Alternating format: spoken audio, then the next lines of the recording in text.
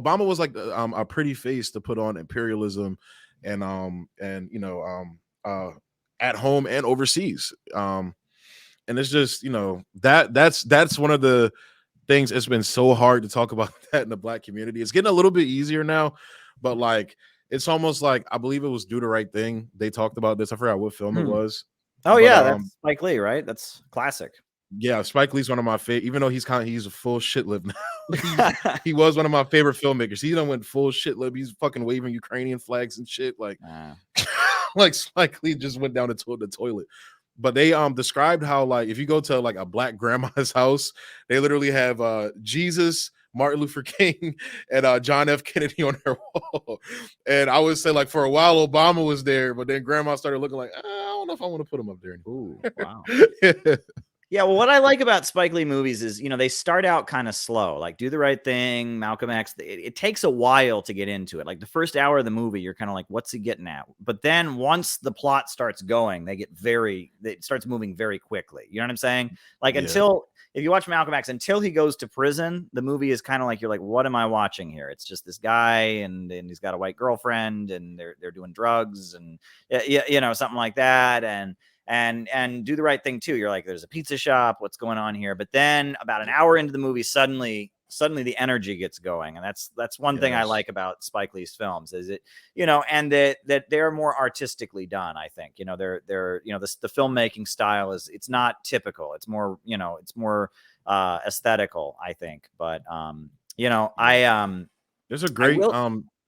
I'm sorry. Go ahead. I was going to say, there's a great scene in Do the Right Thing where he's talking to John Turturro. Spike Lee actually made John Turturro one of my favorite actors, but there's a scene where he's talking to him. He's like, man, you walk in here saying nigga this, nigga that. He was like, who's your favorite singer? Michael Jackson. Who's your favorite basketball player? Magic Johnson, going down. He said all of these people you talking about that you like are Black. Like, what is the difference between me and them? And like, that's what he's like, well, they're not, that. And it's like, just like conversations like that, they hit you with that. Even like scenes where at the end, after the riots went down with Radio Raheem, that actor actually passed away. Rest in peace to him. I forgot what his name was, but the actor who played Radio Raheem passed away. But they had a conversation after the riots went on and everything. He went and talked to the pizza shop owner, and it kind of showed like the fallacies, like how, like, I don't know, just this like the tension between them. You could say they wanted to say so many words, but it was just like almost like just him, like when he threw the money at him and everything, like just scenes like that. It's just like it encapsulates emotion with no words. And unfortunately, we don't have that type of cinema anymore. I'm a huge cinema guy too. So, well, let me ask you, what did you think of Black Klansman? Did you see that movie? The Spike Lee movie? Well, what were your thoughts in reaction to that? So part of it, I felt like he was playing to the liberal audience. Mm-hmm. I feel like he was a person that I feel like that was the Hollywood establishment basically checking him at that point. Mm-hmm. Like, where are you really at right now? And he was like, all right, I'm gonna make this movie. And because that's what it felt like at times. Like there was some shit in there where I'm like, okay, that's cool. I'm a huge John David Washington fan. He's actually Denzel Washington's son. I found that out later. But and a huge Adam Driver fan as well. But like, I'm like, this is like made for like fucking like MSNBC liberals or some shit. Yeah. Like that's what it felt like. It just felt like fucking like all, there was no like smart white people in this movie. There was no like there was no balanced conversation. It was just like all these people are evil. Their whole ideology is evil. No matter how they could have gotten there, they're just evil people. Boom, go. And it's like, unfortunately, some Black people would eat that up as well. But that's what it felt like for me, like watching that film. Like it was a good film from a filmmaking standpoint, like shot well. Even some of the scenes, like when they talked about I forgot what his Stokely Carmichael, but I forgot what his what he changed his name to later on. I forgot what his name was, but the scenes with him and everything like that, like seeing, like it was a good film, but it turned me off with a lot of that stuff in it. Like just the senseless pandering to white liberals was like, oh my God, this is just. Well, yeah, and like when I watched it, I was sitting there in the movie theater. Then it came out in the Trump era too, right? Right. I was sitting in the movie theater with my wife, and the part where they're showing Stokely Carmichael, like I think well, it was actually a friend of mine, and Kwame Ture. That's what he changed his name to. Kwame Ture. Right. And he said, Yeah. and he said, I think, Caleb, I think you look more like Stokely Carmichael than that guy. I mean, it was like that guy looked nothing like Stokely Carmichael, Kwame Ture, nothing like him, right? And sounded nothing like him. And it was like, wait, this is supposed to be, there's a lot of great video of Kwame Ture, by the way. He has many like hour-long speeches you can listen to, getting into socialism and capitalism, and it's really great. That's another stuff. black revolutionary they chased out of America. Didn't he? He moved to Ghana, I believe, if I I'm not think mistaken. so. Yeah, but when he was running the All African People's Revolutionary Party, I mean, his lectures and his speeches that are all over YouTube are really great, really great, and very Marxist and scientific socialist, in their content. And he was accused of being anti-Semitic because he was very, very pro-Arab. He was friendly with Iraq and friendly with Syria and with Gaddafi and others. I mean, he was a genuine anti-imperialist. And so there was that. And then the other thing that struck me about the movie was like the hero is a police informant who's like infiltrating. Yeah. That too. Like, you're glorifying cops, bro. Like, what? Well, right. And then the way it ends, it's like the problem isn't the state. The problem isn't capitalism. It's just that there's this group of bad people, these racists who have infiltrated the state. So we need to infiltrate the state ourselves and have like a QAnon war or something, like a behind the scenes war or something like that. The other thing in the movie was that there is one character who is like, he's the Jewish guy who's helping him infiltrate the KKK or whatever. Yeah, right? That's Adam Driver's character. Yeah. Right. And then he says like, oh, he's like, I was born Jewish and all that. But until I started seeing how much these Klansmen like hate Jews, I never like wanted to get in touch with my identity. And like, so it's almost like the answer is like Zionism, right? So it's not just, it's like the police and Zionism will protect us from the evil Klansmen. It's like, wait, what? I mean, I retired to Israel after he left the police force. I just imagine that. Right. Yeah. And it's just like, wait a second. Like, yeah, and then that struck me as odd as well. And then the other thing is that I've heard that the film was widely inaccurate. There is like a book about that incident. I mean, that really did happen, but it didn't happen anything like that. And that when you're looking at it, I mean, they were talking about how there were a number of these like Air Force guys who were in the KKK in Colorado with David Duke and stuff. But it's like what they don't get, and this is what I found infuriating. I'm sitting there in the movie, I'm like, they don't get it, is that like the Ku Klux Klan was being used by the American government. It's not that the Klan was sneaking their people into the government. The government was using the Klan. I mean, you look at like one of the operations that David Duke did when he was the head of the Klan was that he had like a comic book about like killing white people or something that he distributed in black neighborhoods. And the idea was to have like a phone number in there so they could make a list of the most radical black people so the government could like arrest them in times of crisis, right? And that he was having the KKK do volunteer work for the FBI and CIA. Like he's totally tied in with the American government. I mean, and he has been for, since the beginning, right? I mean, that David Duke's, his political career, I mean, his father was like dropping leaflets. It was with the CIA's air company that dropped leaflets during the Vietnam War. And he like flew on flights with his father and all of that.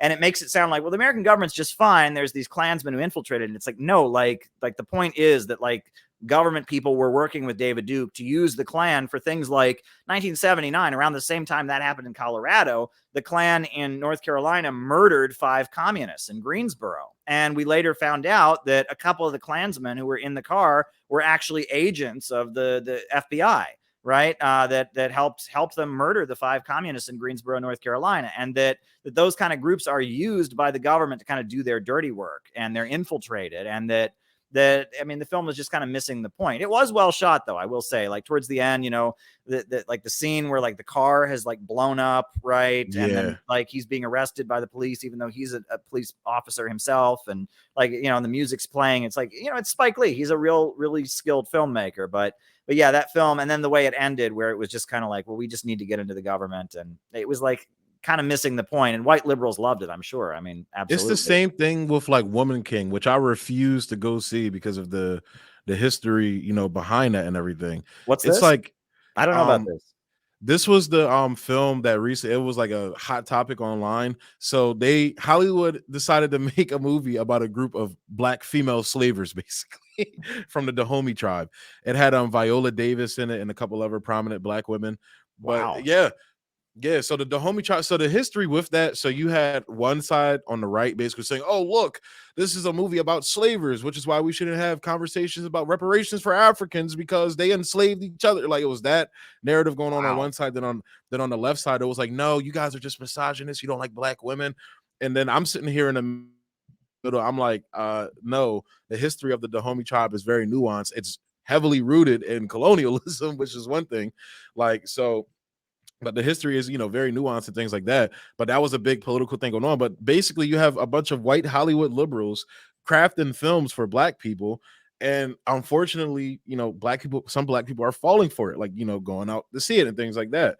And I'm like, with Women King, specifically, there's an actress, Lupita Nyong'o. She, if you've seen the first Black Panther film, she was the love interest Sure, for yeah. T'Challa's character in that. She actually turned down the role because she went and traveled. She's from that region, and she learned that they were fucking black slavers, and she decided that's the rumors that she turned down being in the film because of that specifically. Wow. So yeah, that was a big like political thing that was going on. But of course, there's no like real discourse that can go on because everybody's just going full stupid with their fucking narrative. So there's no room for actual nuanced conversation about it. But it's, you see that a lot with a lot of these films, even like something with like Black Panther 2, for example. I just went to go see the film. It's a lot of like things going on in that realm, debating it like, oh, why is there no strong black men in the film and all the men are emasculated, blah blah blah, this, that, and the third. Okay, fine, I understand that. But when you get to the end of the film, I don't want to, I'm not going to spoil it for people because I don't want to spoil it if you didn't see it. But they uphold a traditional black stereotype in the film without even probably knowing that they're doing it. I'll just say that. Wow. Without even knowing that they're doing it. And that's what happens, when you have like, white liberals in charge of telling black stories. They want to say tell black stories, but you have to tell it with our okay. Like, we have to okay the shit, which is why they don't make a fucking movie about Fred Hampton. They make a movie about the fucking snitch that got him killed. And you get people like Jay-Z and everybody that goes and says, oh, look, we need to go see this Fred Hampton movie, but it's not about Fred Hampton. It's about the snitch that got him killed. Okay. Yeah, well, So one thing I have noticed is that like a lot of liberals and the cancel culture crowd, they don't get that you have to look at what a film's saying, right? When you watch a film, right? And that's one thing I've ranted about on my streams before, is that like it's not just like you can't know what a movie's about by just understanding who's in it and stuff. Like Slumdog Millionaire, that is one of the most racist movies I've ever seen. Right. And I had a lot of people tell me, no, it's progressive. Look, it's all people of color. It shows poverty in India. I'm like, yeah, but it's made by two white British libertarians. And if you watch the message of Slumdog Millionaire, it's that India is this backward, barbaric country, but Western capitalism and the free market can save them the from only their thing primitive, backward selves. It's someone really like Ben Shapiro made that shit. yeah. I mean, that's really the message of the film, right? So it's like, okay, like, yeah, it does show a poor country. Yeah, it does have a lot of actors of color in it, but the message is ultimately a pro-capitalist, pro-imperialist, anti-India, anti-people of color message, Let me ask you, what did you think of Free State of Jones? Have you seen that movie? I have not. That's the one with Matthew McConaughey, right? Yeah, I I will have not say seen that one. politically, it is one of the best films that I've seen in a long time. Politically speaking, I Okay. will say it was a little bit gorier than I would have appreciated. I would have appreciated if it was a little like more upbeat. It was kind of gory and depressing, but politically, it was right on. Do you know what it's about? Isn't it? It's about like the. Explain it to me, because I'm drawing a blank. Because I Right. remember reading about it, but I didn't see the film yet. Yeah, so it's about basically there's this part of, I think it's Mississippi, Jones County, Mississippi, where there's all these like poor white farmers, and they're being drafted to fight for the Confederacy. And their families are starving, and the Confederate Army keeps stealing all their pigs and stealing all their food basically to pay for the war. And so basically they decide to take up arms against the Confederacy, and they seize control of their county, and they call it the Free State of Jones. They revolt against the Confederacy, and they team up with the slaves, and the poor white people, and the slaves revolt, and they declare Jones County, Mississippi, to be an independent county that is part of the Union. They break away from the rest of Mississippi, and it's a true story, and it's very powerful. And it's like at one point, you know, they like storm the courthouse and they rip down the Confederate flag and they put up the American flag. And you know, they declare, you know, this is Jones County. We declare here the free state of Jones. And he's like, we have only 3 laws here. And it's like, law number 1 is that no one should have to fight for a cause they don't believe in.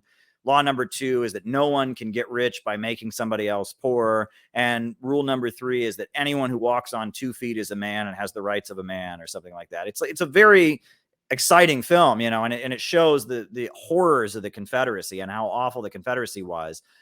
It's just, I will say there's just a lot of scenes in it that are very gory and graphic. And it really shows you, I mean, you know, war, often movies glorify war, right? And make war look very romantic. That film doesn't, right? That film shows war for the really ugly thing that it is, right? And that comes across. And You know what film did that for me as well? It's like I would have to rewatch it because I haven't watched it, you know, with my political lens as of late. But 1917, that was a film that really, like, you know, something completely different than free is, you know, about World War I and things like that. But like just because like you said, like film, even like previously, I don't watch war films anymore. I used to have a favorite war film, but I don't, you know, necessarily watch war films Well, anymore. tell me Was about 1917. Can you tell me about it? so Because I haven't seen it, but I'm curious.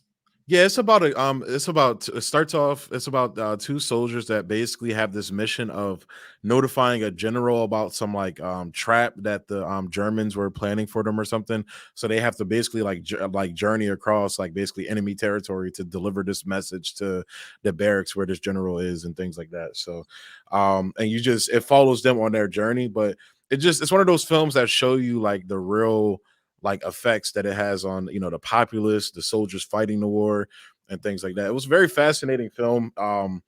It's one of those like track and shot type of style of filmmaking. If you've ever seen a film like that, like it's, you can tell where the cuts are, but they try to make it like it's just one continuous shot, like you are actually a person following these 2 guys and everything. So very interesting filmmaking. Like they, if you I don't know if you watch like a lot of action films. They tend to do that with like a lot of action films now, even in like big budget stuff. Like they try to do like these tracking shots because they got so popular and everything. But it was a very like visceral. It puts you in the muck with them as opposed to like Saving Private Ryan, where it's like it's showing you the action but glorifying, you know, the action as well and everything. So, but yeah, so that was a you know, a very good one for me. But I'll definitely have to check out that Free State of Jones because it's something I've seen. It has like a couple. Jonathan Majors was in it. He's one of my favorite actors right now. He's going to be in Marvel, playing Kang in the Marvel universe. I'm a huge comic book guy too, so I still follow Marvel even though I understand some of the bullshit you know, they put in their films as well. But I've been reading Marvel comics since I was a kid, so I'm like, oh, seeing these characters on screen is amazing. But yeah, well, you know, World War I read when I was in high school. I read All Quiet on the Western Front, which is like a German anti-war book that came out. yeah, It they was just kind of, remade that film. oh, they made that as a film as well.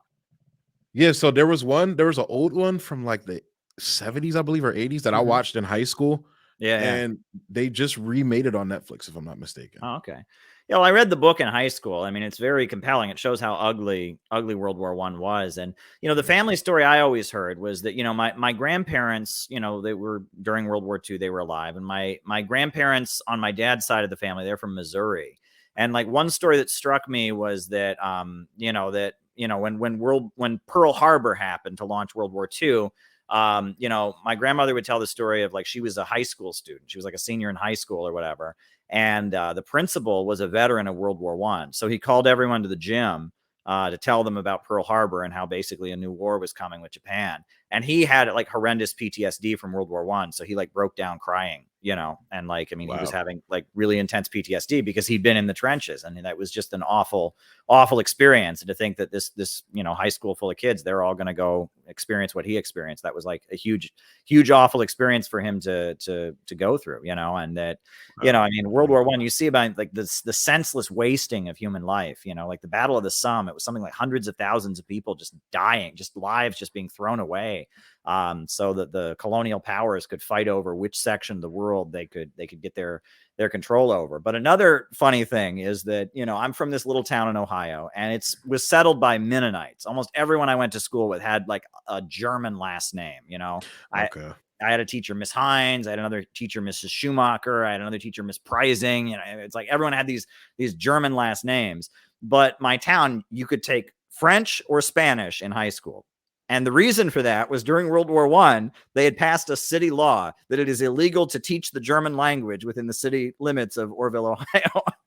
And, wow. you know, so even though, and the reason was because the Germans were the enemy, but everyone there was like ethnically German. So they were like on the defensive, like, oh, we're not even going to teach the language here. Don't worry, we're loyal to the country or something like that. Wow. And that's, you know, I guess they changed sauerkraut during the war to Liberty cabbage. They called it Liberty cabbage. Are you serious? Yeah, right. Just kind of like come on, y'all.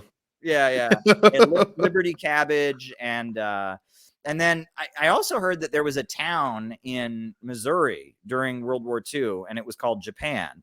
And so then during the war, they decided to change the pronunciation of it to be more. So they started calling it Japan, so that no one would think that the town was like loyal to the Japanese or something. It's kind of weird how people think during wars, you know. But there you go, Yeah. It's pretty wild. Do you have any relatives who were in the military or? So I have my grandfather was in the military. My cousin is actually in the reserves right now. I think I have 2 cousins in the reserve. Now my grandfather never really talked about his service like that. That's actually one of the the big things with my family was that like we just assumed, you know, he had a bad time in it. But he never talked about his military. I didn't know he was in the military service until he passed, and you know, they brought like his flag and everything and all that. And I was like, wow, I didn't know Pop was in the military, but okay. And he never talked about it at all. Wow. So I know I think it was my grandfather's cousin, because he's still my cousin. He passed away. He was in the Navy. He was actually one of the first black men on like a Arctic Circle voyage or something like that. One of those things. He was one of the first black men in the like somewhere in the Arctic, some shit like that. My family told me that because he was in the Navy and they went up there and everything. So, but yeah, my uncle as well. My uncle was in the Navy. He wanted to be a flight pilot. So, well, there you go. But yeah. So you know, I don't have any like family members that were directly in like World War II, as far as I know, that were in it or anything like that. So, because that's one of the things I would ask my grandfather when I was young. I was like, Pop, did you fight the Nazis and everything? He was like, boy, how old do you think I am? That's funny. I think he said he was born in 30. My grandfather was born in 36. So okay. Well, he would have been too young then, right? I mean, yeah, exactly. Yeah. That's wild. Well, you know, I'm thinking about movies and all of that. Free State of Jones, I certainly recommend. I'm gonna have to see 1917. I'm gonna have to recommend. Well, there's a comment. It was a super chat. I don't know because I found. Oh, okay. Go ahead. Yeah, I mean, we can start answering super chats if you want here, but go ahead. It said Miss Marvel is. Well, it's just this one. Okay, go ahead. Yeah. They actually. Oh, I'm sorry. Yeah, they did a good job talking about the British partition in that show. Like when it came to India and Pakistan, like I've you're talking about Miss Marvel, right? This is the Miss Marvel one, right? Yeah, right. Because like I said, I watch a lot of the Marvel content because like I said, I've been reading Marvel comics since I was a kid. So she's more of a newer character in the comics, but they gave her a TV show and she's like a Pakistani girl and everything. And they actually go into her family's history with the British partition, and it was something I didn't know a lot about. Richard Medhurst, he's like when it comes to like the Arab world and things like that, I tend to listen to him because he does a great job of like breaking it down but making it simplified to where people can understand it. I've heard him talk about it in passing, but I've never learned about it myself. And like the way they explored in the show, like how it affects like, Pakistani culture, like Pakistani people here, Pakistani Americans, it affects their culture here. It was very informative. And one of the things, just going back to like a lot of the Pan-African ideology I've been having, it's just like that's one of the things. This is a weird way to tie it in, but that's one of the weird things I've been talking about with my channel is that like as a African American and a black man in America, like I see like I'm watching this show and it's like, oh, this is so dope, like seeing Pakistani culture and everything, and it's like seeing culture, you feel me? That's like something that leftists like aren't understanding with conservatism as well. It's not just about religion and all this stuff. It's about culture and tradition and things like that. And I'm a person, I was just having a conversation with my sister. Like, I'm not somebody who's religious. I'm not somebody who Mhm. believes in adhering to cultural and traditional stuff and everything, but I recognize how important it is for humanity now. One of my beliefs is that I feel like, and this is kind of why, I ventured more into communism and socialism, that once we get to, a more advanced state of technological advancement, like all of the, the need for these concepts, like institutions, like governments, and borders and things like that. And even I think that that will extend to our metaphysical understanding as well, with things like religion. The need for these things, in my personal view, will eventually fall away as we reach a point of technological advancement. And that comes from abundance, and that comes from, what I think is the, best way to go about it, which is socialism and communism. But I see that. But getting back to the root, what I was saying, I see the like these shows and people, these different groups of people celebrating their culture, and then I watch like a show like Luke Cage, which is like another Marvel show and everything, and it's like I can't help but feel we don't have Black Americans don't have that Hmm. same like culture. Like we don't have a culture like, and as Black Americans, Hmm.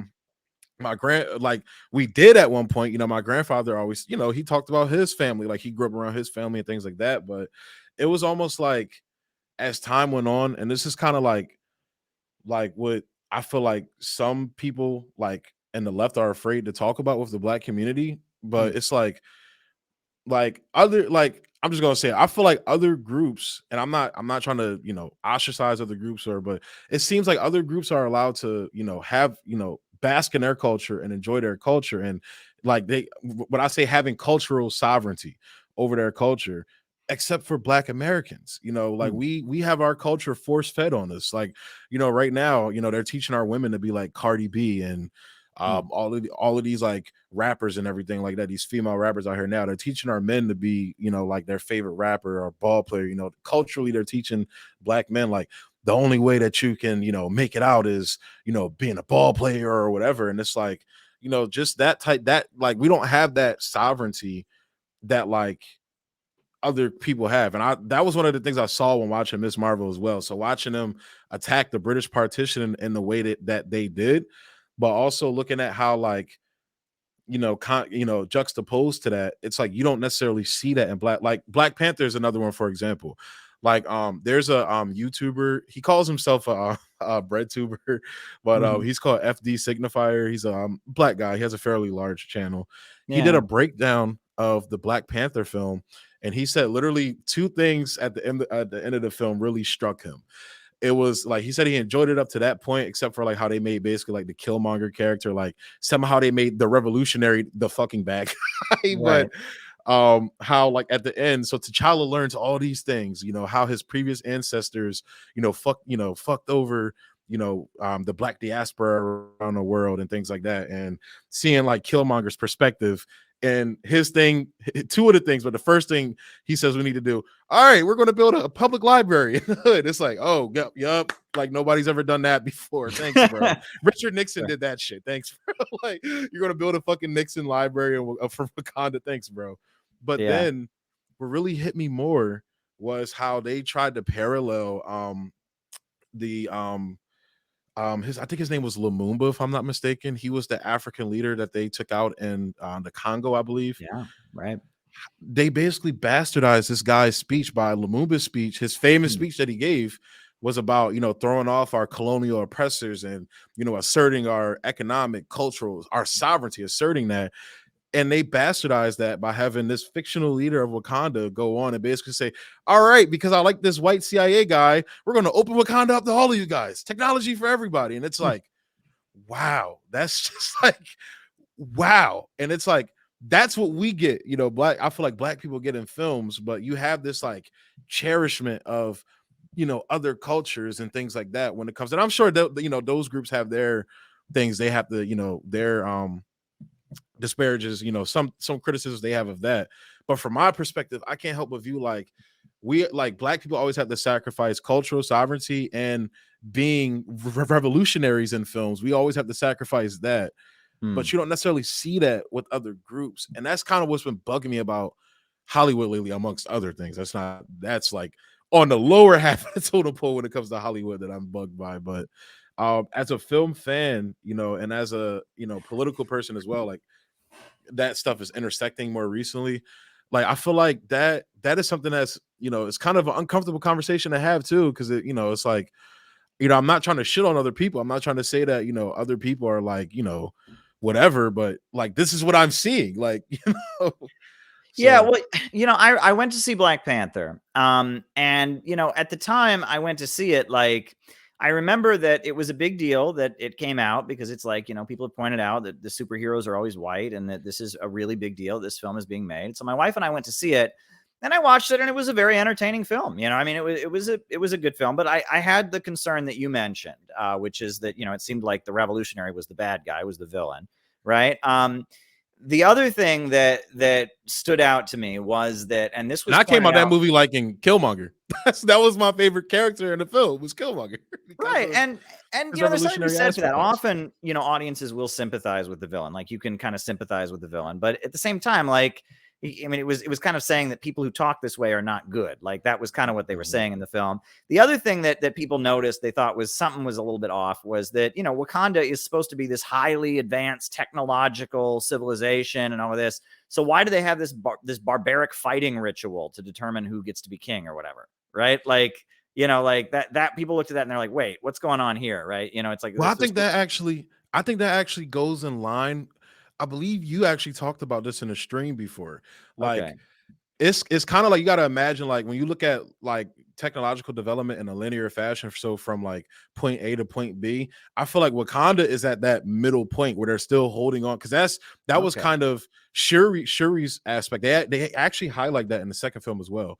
Shuri's aspect was, we don't need, she's kind of coming from a perspective where I'm coming from. Like we've reached a point of development where we don't need these superstitious rituals anymore and things like that. Like we've evolved past that, where you have the character of M'Baku, who is, extremely tradition, culture, and you see that like battle, and it's almost like they frame it in a way where it's not old versus young, because a lot of Hollywood films tend to do that. They like to like basically say, oh, look at these boomers who are still Christians or Islam and they're so bad. But a lot of young people, especially like around, like, so I have a cousin who's like 10 years older than me. He's like in his 40s, Yeah. late 30s, 40s.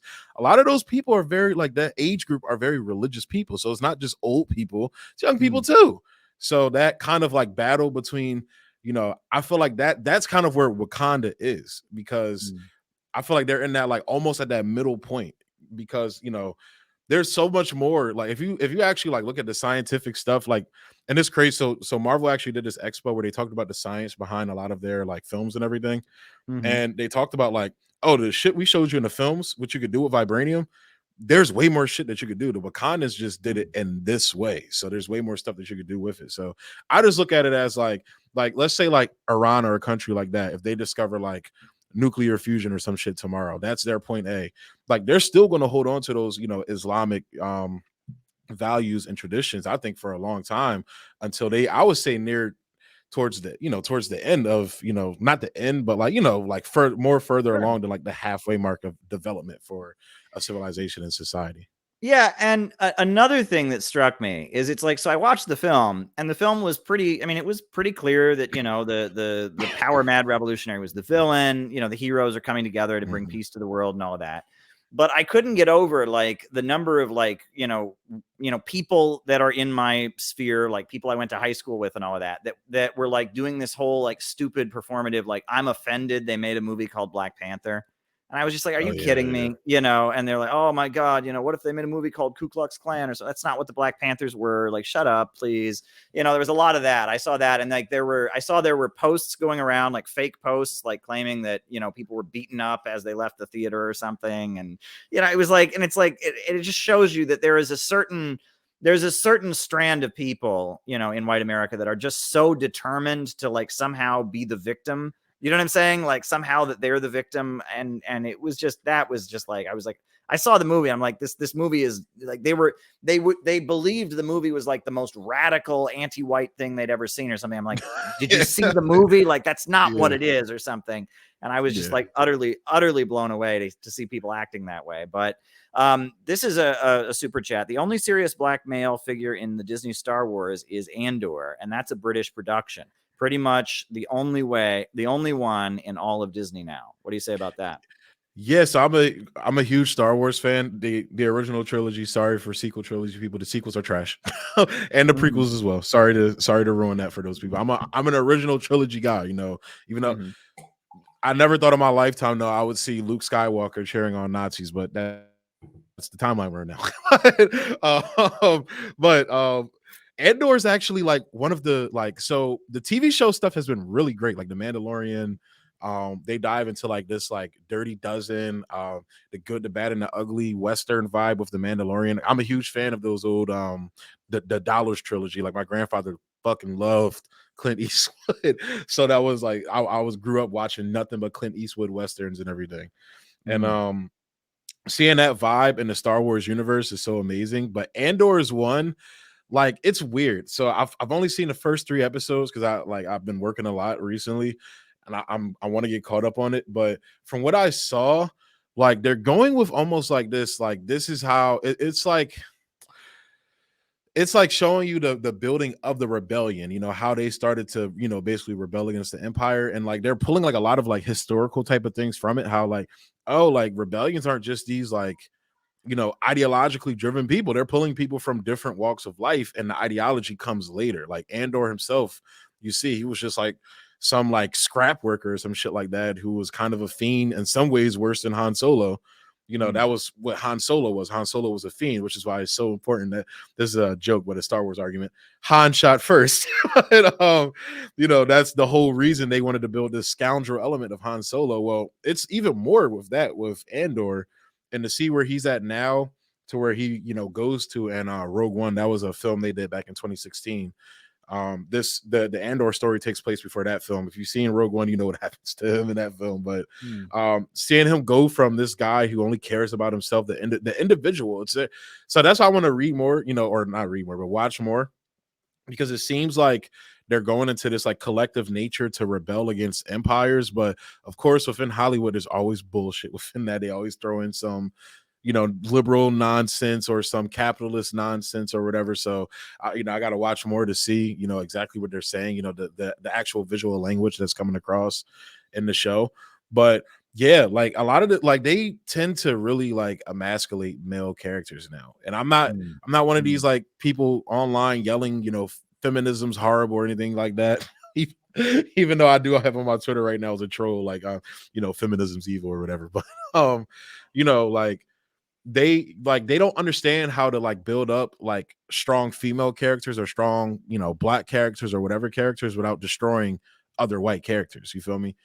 I mm, would say like the only character they really built up in a good two characters, you know, they built up in a good way that are males.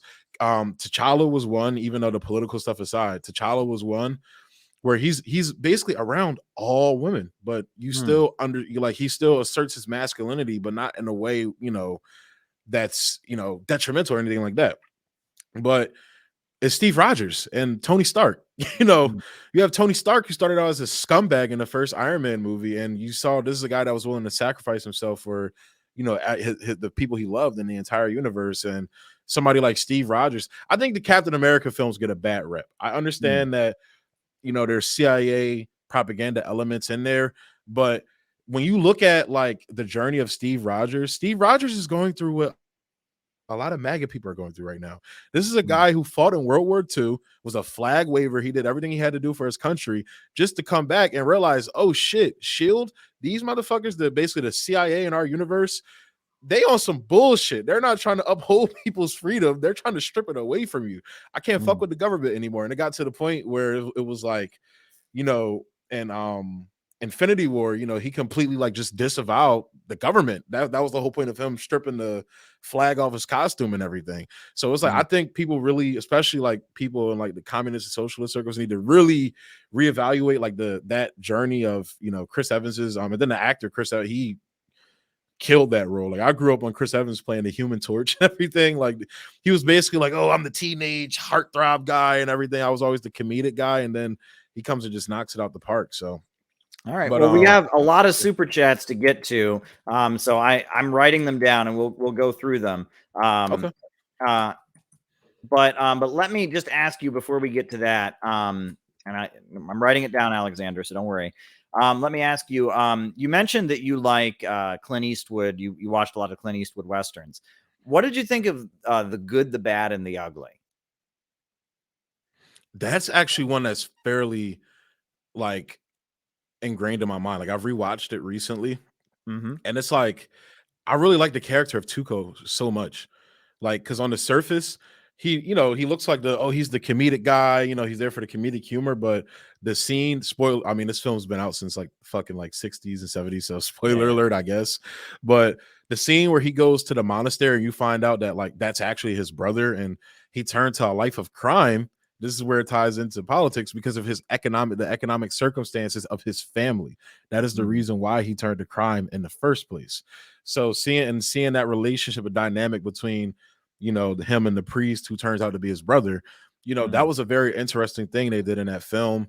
Also, like I feel like the character who plays the bad, I forget what the character's name was in the film. I feel like he's kind of like the perfect representation of like corruption within governmental structures, because this was a guy, you think he's just this mercenary, he's running around killing women, killing people in brutal ways and unhonorable and dishonorable ways, and you find out this guy's a fucking soldier. He's a soldier for the Union. And then getting into the anti-war aspects of that film as well, where you have Clint Eastwood's character in Tuco. I think his name, they just literally called him the man with no name. He didn't have a name. I think they called him Tuco, called him Blondie throughout the film. So, but I actually have a friend, I call him Blondie now because of that film. He has the long Clint Eastwood hair and everything. I'm like, hey, what's up, Blondie? But seeing them interact with the Confederate soldiers, actually, they told the story from the Confederate side, and how like kind of going into what you were talking about with the Free State of Jones, how like all these people weren't, ravenous pro-slavery, racist people. Like a lot of these guys were, conscripted into the military. They were forced into the situation. And that scene where him and Tuco basically like blow up the bridge and they get the fighting to stop, and that's when the captain dies and everything. That was just such a beautiful scene. I remember seeing that when I was younger, watching it with my grandfather, and I didn't get a chance to really talk to my grandfather about politics. I don't know where he was like politically, what his political thoughts were, but so I don't know how it impacted him. But that was something as a kid I always found very like interesting. And then when I watched it, as I got older and even more recently now with the political lens I have now, I'm like, wow, this must have been some controversial shit back in its day, So I think a lot of those scenes in there were dope. And then like, just going into that time period and everything like that as well is just fascinating to see as well. So well, I mean the soundtrack is amazing. Ecstasy of Gold is one of the most beautiful pieces of music ever. I mean, it's really, really great. But the other thing that I would ask you, right, is I found out later the director of that film was calling himself a Marxist, and he considered that film to be Marxist. He considered that film to be making Marxist political points. Do you see that? Wasn't that Sergio Leone? I don't know. I don't remember the name, but apparently it was intended to make points about class struggle and capitalist alienation and stuff. Did you get that from the film? See, now that you say that, I can see some elements of it. Like I said, like like how people like the economic circumstances that forces people into crime.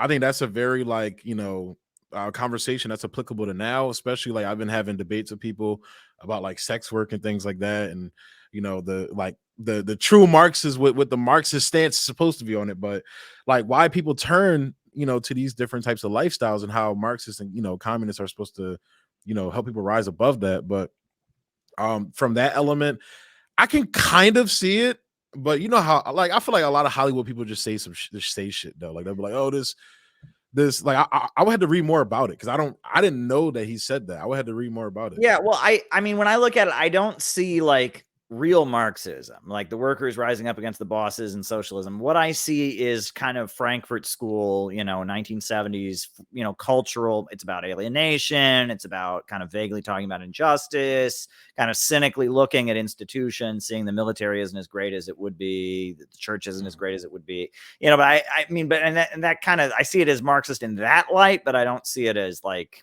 ideologically full on Marxist, but exactly. But one movie that definitely is, though, is have you seen? It's a classic cowboy movie, the Magnificent Seven. I mean, that is I've never seen the original, surprisingly. Yeah. I've Well, never I seen mean, the original. yeah, I mean, and I pointed this out to people. It was originally based on a film from Japan called The Seven Samurai. Yes, Right? I've seen that though. I've seen that. Yeah, and the filmmaker of Seven Samurai was an open Marxist, and he very clearly, like, the idea is it's like the village that every year they get robbed by the bandits. The bandits come and rob them every year, and they, so they go to find these samurai to like protect their village, and the samurai are teaching them how to fight, and then they find out the samurai are not really samurai. They've been disbarred, or they're Ronin, they've been thrown out or whatever. And so then they're disappointed. Oh, they lied to us, they're phonies. But then the bandits come to rob them, and then they fight them on their own. And the point is supposed to be like the vanguard party it doesn't make the revolution for the masses, right? It's the idea is that the vanguard just shows the masses, makes them aware of their own strength, right? And the Magnificent Seven, A Bug's Life, which is like the cartoon version for kids. It's the same movie, and it was a very popular film in Japan that was intentionally. I mean, the guy was a card-carrying Communist Party member, and he said, "Well, this is about the role of the vanguard party in the revolution," and I think that's particularly interesting.